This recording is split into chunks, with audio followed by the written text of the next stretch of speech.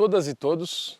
Me chamo Cauê Canabarro, sou educador ambiental e trabalho na gestão ambiental das obras de implantação e pavimentação da BR-285, um empreendimento rodoviário sob a responsabilidade do Departamento Nacional de Infraestrutura de Transportes, o DENIT, e situado no extremo sul de Santa Catarina e no nordeste do Rio Grande do Sul.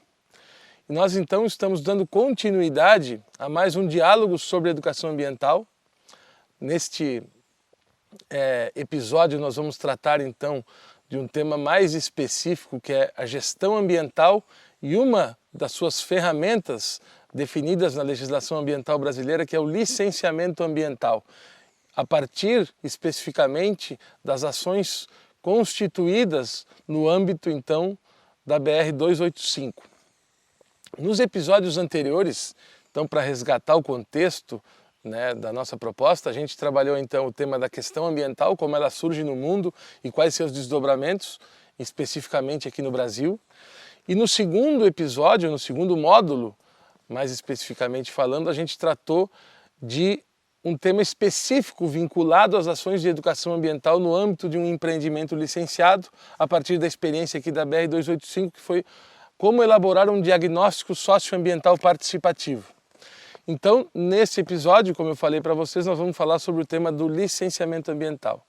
Então, para isso, é importante resgatar o que tratamos no primeiro módulo, que no Brasil o esforço e o acúmulo das lutas ambientais se materializou a partir de ferramentas e de políticas públicas de controle sobre o uso e a apropriação da natureza e dos recursos naturais. Foi nesse sentido, então, que se promulgou, a partir de 1981, uma política nacional de meio ambiente, e essa política, então, estabelece algumas ferramentas para regular as nossas relações, tanto do ponto de vista individual, como do ponto de vista coletivo, com o ambiente onde estamos inseridos. Então, é nesse contexto que surge o licenciamento ambiental como uma das ferramentas para controlar principalmente grandes empreendimentos que são efetiva ou potencialmente causadores de degradação ambiental. Então o licenciamento ambiental é uma ferramenta atrelada à Política Nacional de Meio Ambiente e que foi sendo aperfeiçoada ao longo do tempo. E é isso que eu queria começar enfatizando para vocês. A mesma Política Nacional de Meio Ambiente que institui as ferramentas de gestão ambiental, dentre elas o licenciamento, ela cria então um órgão deliberativo, colegiado, que chama o Conselho Nacional de Meio Ambiente, o CONAMA. Então o CONAMA é um conselho misto, formado por representantes do poder público e também da sociedade civil organizada, e ele tem poder deliberativo, desde que as suas deliberações não contrariem os princípios contidos na política maior. E por que eu digo isso, então? Porque a partir da composição do Conselho Nacional de Meio Ambiente, foi se estabelecendo normativas, instruções normativas, na verdade, e resoluções que têm como objetivo regulamentar e disciplinar e orientar principalmente o processo de efetivação das ferramentas de controle ambiental no Brasil. Então, para nós que começamos a falar de licenciamento, talvez o principal instrumento normativo que a gente precisa se apropriar e tomar conhecimento é uma resolução chamada 01 de 1986 do Conselho Nacional do Meio Ambiente. E essa resolução versa sobre a avaliação de impacto ambiental. Isso é fundamental, porque quando a gente fala em licenciamento e gestão ambiental, a gente está falando de atuar sobre os impactos, ou seja, as alterações que os empreendimentos humanos causam sobre a natureza, sobre o ambiente. E no artigo 1 dessa resolução, isso já aparece de maneira muito clara. O artigo 1 dessa resolução traz consigo uma definição do que seja um impacto ambiental.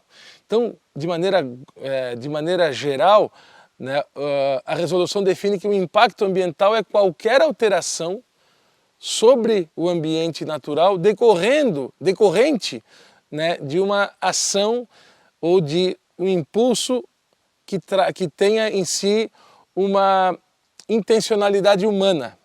né? Então qualquer ação nossa sobre o ambiente que cause alguma alteração gera o que a gente chama de um impacto ambiental. E esse impacto ambiental ele pode ser de natureza negativa, ou seja, pode ser um impacto que gera degradação, ou pode ser de natureza positiva, pode trazer melhorias para esse ambiente. Mas é importante ressaltar que para quem trabalha com gestão ambiental, como é o nosso caso aqui na BR-285, o centro do nosso trabalho é atuar tentando minimizar ou compensar os impactos ambientais negativos do empreendimento e potencializar os seus impactos ambientais positivos. E o segundo artigo dessa mesma resolução, e aí também é uma ferramenta importante para a gente conhecer, versa sobre a realização de estudos de impacto ambiental. Do ponto de vista do nosso empreendimento, que é um empreendimento rodoviário, esse próprio artigo já estabelece que estradas de rodagem com uma ou mais pistas de rolamentos, obras dessa natureza, precisam passar por um estudo de impacto ambiental. Que de maneira geral, o que é um estudo de impacto ambiental? É um diagnóstico ambiental de toda a área onde o empreendimento vai ser implementado, ou seja, do ambiente nas suas diferentes e diversas esferas de constituição. Para efeito da avaliação de impacto ambiental, então, é um diagnóstico do meio físico, das esferas físicas do ambiente, do meio biótico, né, de toda a parte biológica, a gente fala aqui mais especificamente dos animais e das plantas, e do meio socioeconômico, porque nós, seres humanos, também somos parte integrante e interdependente do meio ambiente. Então essa resolução traz esses elementos, entre outros. E digo isso então porque no âmbito aqui da BR-285, antes do DENIT começar de fato a executar o empreendimento, ele teve que submeter esse empreendimento a um processo de licenciamento. E a primeira etapa desse processo foi justamente a realização de um estudo de impacto ambiental e, decorrentemente, um relatório de impacto ambiental, que a gente chama de EIA-RIMA, para que depois pudéssemos, então, dar início ao processo de licenciamento desse empreendimento. Uma outra resolução importante para fins da gente entender minimamente o processo, como se estrutura o processo de licenciamento ambiental no Brasil, é a resolução do CONAMA 237 de 97. Por que é importante isso? Vocês prestem atenção que a primeira que eu falei aqui é de 1986 e a segunda importante que eu estou trazendo, existe uma série de regramentos e normatizações, eu estou trazendo algumas que são mais importantes do nosso ponto de vista e também do ponto de vista pedagógico. É de 1997. Isso mostra que o processo de gestão ambiental, a própria política pública, que é de 1981, ela é um processo em constante aperfeiçoamento, em constante envolvimento da sociedade para que essas ferramentas sejam aprimoradas. E essa, então, resolução de 1997, ela cria a estrutura e as etapas do licenciamento. Basicamente são três. A licença prévia, que vai definir as ações que devem ser efetivadas ao longo do empreendimento para exercer um controle ambiental, após a realização do estudo de impacto ambiental.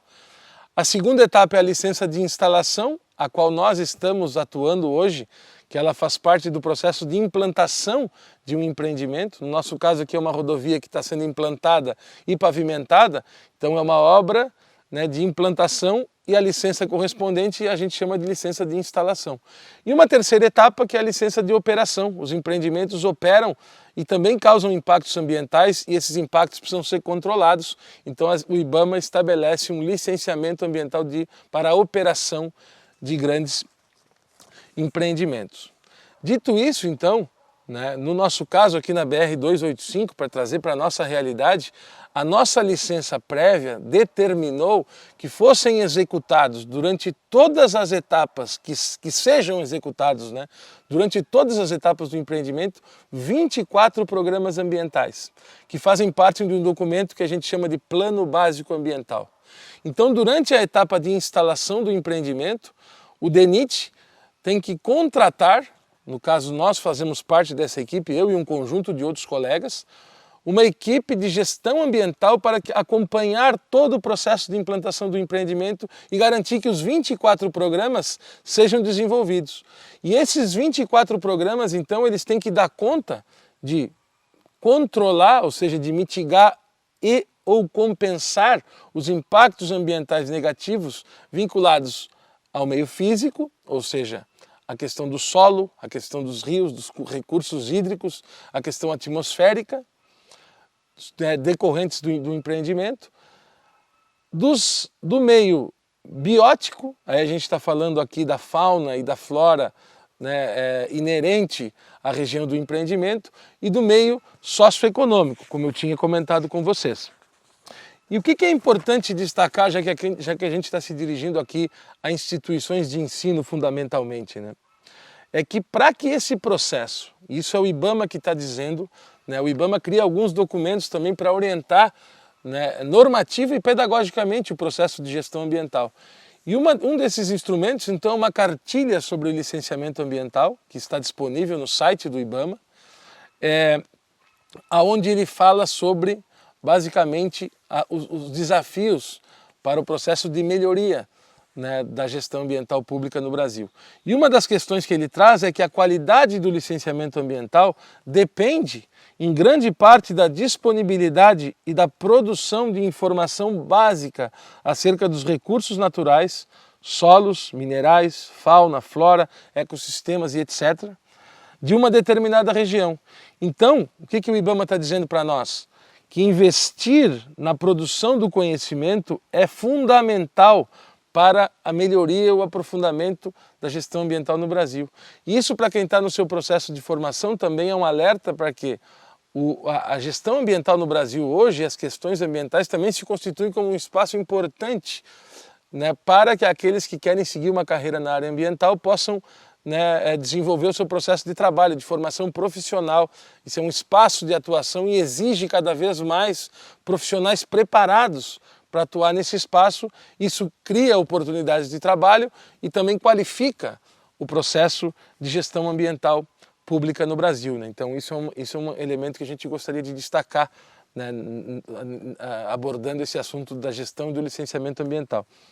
Mas então, para encaminhar aqui a nossa fala sobre a gestão ambiental, vou trazer alguns elementos, né, do nosso trabalho aqui na BR-285, que nós estamos inseridos, então, como eu falei antes, no extremo sul de Santa Catarina e no nordeste do Rio Grande do Sul, né, que fazem parte do contexto do bioma Mata Atlântica, que nós vamos falar um pouco mais no nosso próximo encontro, mas que, além disso, é uma das áreas mais preservadas desse bioma, que é o bioma que sofreu maior degradação historicamente no território brasileiro, né? Mas assim, quando a gente fala, por exemplo, em meio biótico, né, a gente está falando em alguns impactos específicos que são inerentes a um empreendimento rodoviário, como por exemplo o intercâmbio, né, dos processos ecológicos. Uma rodovia se constitui como uma barreira física que às vezes fragmenta ambientes que são naturalmente conectados, que têm uma relação ecossistêmica. Então esse é um dos impactos mais efetivos sobre o meio biótico. Um outro impacto bastante evidente, principalmente no Brasil, é justamente o atropelamento de fauna, né, que ocorre em rodovias e que hoje, felizmente, dadas as condições da gestão ambiental, existem dispositivos para mitigar, né, ou mesmo evitar esse tipo de impacto em rodovias. Quando a gente está falando do meio físico, a gente fala principalmente em relação no empreendimento rodoviário, em relação ao solo e em relação aos recursos hídricos. Aqui é uma região onde a gente tem uma riqueza hídrica muito importante, a gente tem nascentes, tem rios importantes tanto aqui em Santa Catarina como no Rio Grande do Sul, então precisam-se medidas mitigadoras para dar conta desses impactos. Quando a gente fala do meio socioeconômico, ou seja, as pessoas que vivem no entorno de um empreendimento, né, e no caso aqui da BR-285 isso também se confirma, existem alguns impactos que também são inerentes, como é o caso do conflito de uso e ocupação do solo, porque a rodovia precisa ocupar um espaço do território, muitas vezes esse espaço já está ocupado, né, por habitantes, por moradores. A gente fala também em alterações das atividades econômicas, as rodovias às vezes alteram o fluxo, trazem mais fluxo de pessoas para os locais, isso gera um impacto, precisa ser controlado. a questão das próprias desapropriações, o risco ao patrimônio cultural, né, porque a rodovia acaba necessariamente impactando sobre a questão do solo e muitas vezes essas regiões têm vestígios de culturas materiais antigas, se não tiver um controle sobre isso, o impacto pode ser irreversível. Então esses são os impactos, de maneira geral, que a gente traz sobre o ambiente onde se insere uma rodovia.